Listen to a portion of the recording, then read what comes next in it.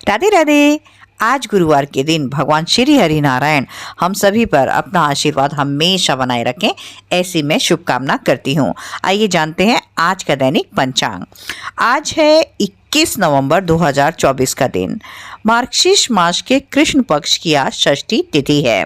भगवान सूर्य देव आज सुबह 6:48 पर उदय होंगे और शाम को सूर्यास्त होगा 5:25 पर।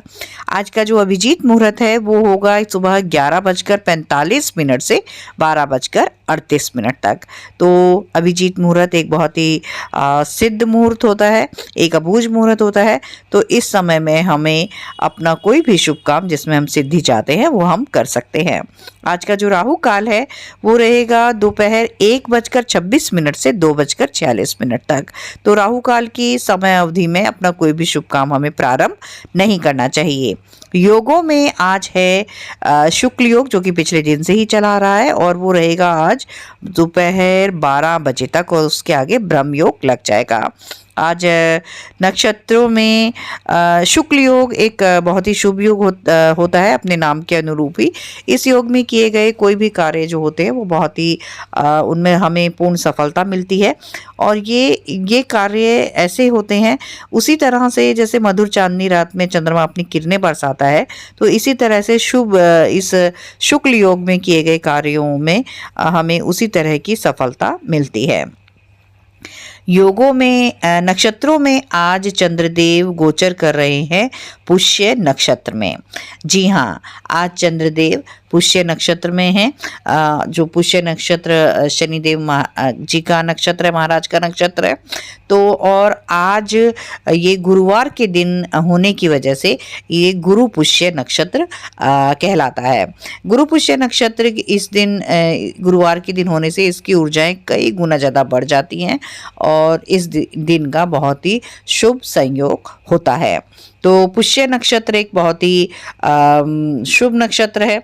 हमारे इसे नक्षत्रों का राजा कहा जाता है। और आज इस बारे में भी एक शंका बनी रहती है कि पुष्य नक्षत्र जो है वो 20 नवंबर को है या 21 नवंबर को, क्योंकि वो 20 नवंबर को दोपहर से ही पुष्य नक्षत्र की शुरुआत हो गई थी। बट लेकिन हम पुष्य नक्षत्र आज ही मानेंगे, क्योंकि ये पिछले दिन 20 नवंबर को दोपहर 2:50 से शुरू हो गए थे और आज 21 नवंबर को दोपहर 3:36 तक गोचर में रहेंगे।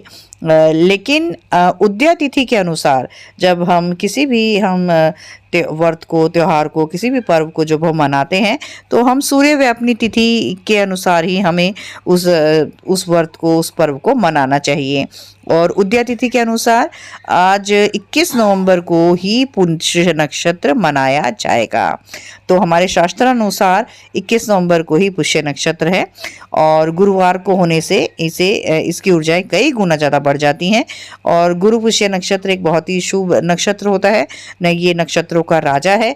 इस नक्षत्र में हमें जो भी हम खरीदारी करते हैं, हम घर लेना चाहें, वाहन लेना चाहें, कुछ भी हमें खरीदना है तो वो उसमें हमें बरकत मिलती है।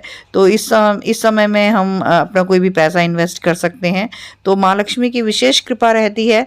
और इस समय में जो भी हम खरीदारी करते हैं उसमें हमें बरकत मिलती है, वो हमें कई गुना होकर वो चीज़ें हमें मिलती हैं। तो पुष्य नक्षत्र एक बहुत ही शुभ संयोग होता है, बहुत ही शुभ नक्षत्र है।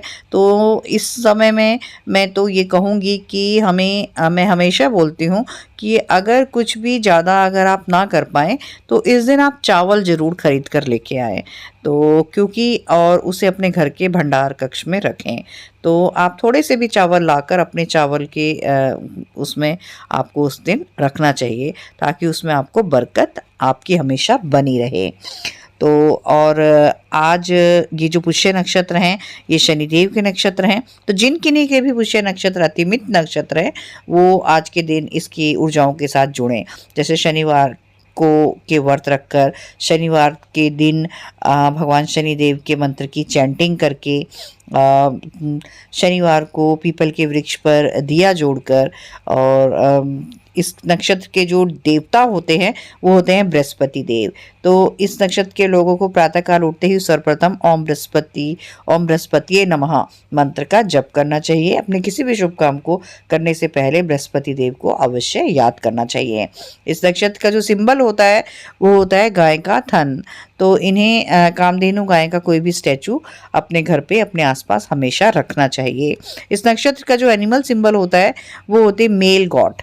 तो इन्हें कभी भी अगर मौका मिले कुछ खिलाने का तो इन्हें गॉड्स को कुछ भी खिलाते रहना चाहिए और इन्हें कभी भी मटन नहीं खाना चाहिए।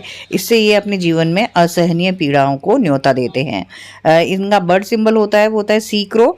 तो सी क्रो का भी कोई भी क्रोज को कुछ भी इन्हें खिलाते पिलाते रहना चाहिए।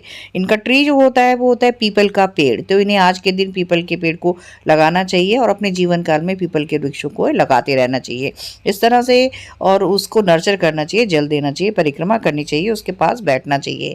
तो इस तरह से ये लोग अपने जीवन में इन ऑब्जेक्ट्स को लाकर अपने जीवन में अति मित्र को एक्टिवेट करते हैं और अपने जीवन में शुभत्व को बढ़ाते हैं। तो आप सभी को गुरु पुष्य योग की हार्दिक शुभकामनाएं और आप सभी इसका पूर्ण लाभ लें। Thank you. राधे राधे।